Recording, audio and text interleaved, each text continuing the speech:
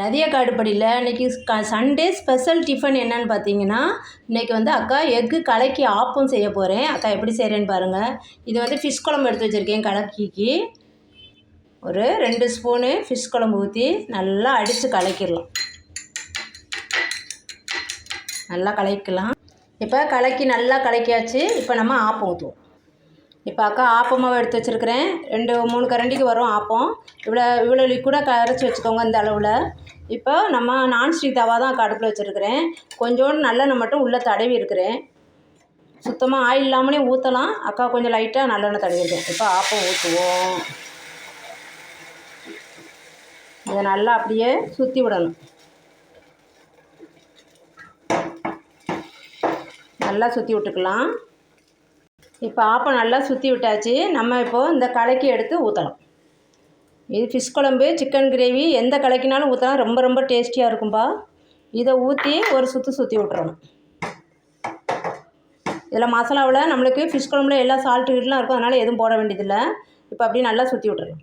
இப்போ கலக்கி எல்லா இடத்துலையும் படுற மாதிரியே நல்லா சுற்றி விட்டுக்கோங்க. இப்போ நம்ம அப்படியே மூடி வச்சிடலாம். ரொம்ப ரொம்ப டேஸ்டியாக இருக்கும். இன்றைக்கி சண்டே ஸ்பெஷல் எங்கள் வீட்டு குழந்தைங்களுக்கு இது தான்.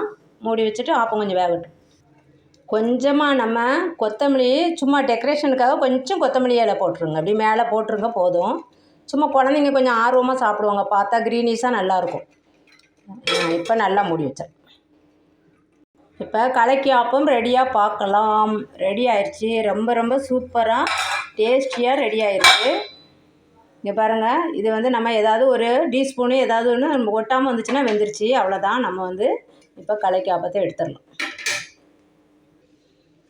இப்போ எடுத்துருவோம். ரொம்ப ரொம்ப டேஸ்டியாக இருக்கும். இதுக்கு சைடிஷே தேவையில்லை. இப்போ டேஸ்டியான சுவையாக ரொம்ப ரொம்ப டேஸ்டியாக நான்வெஜ்ஜை ஊற்றி செய்கிறது இந்த கலக்கி ஆப்பம் ரொம்ப ரொம்ப டேஸ்டியாக இருக்கும். எக்கு கலக்கி ஆப்பம். இதுக்கு சைடிஷே தேவையில்லை. நீங்கள் வேணும்னா இன்றைக்கி அக்கா ஃபிஷ் குழம்பு தான் சைடிஷாக வச்சுருக்கேன். வேணும்னா தொட்டு சாப்பிட்டுக்கலாம். ரொம்ப ரொம்ப ரொம்ப ரொம்ப சூப்பராக இருக்கும்.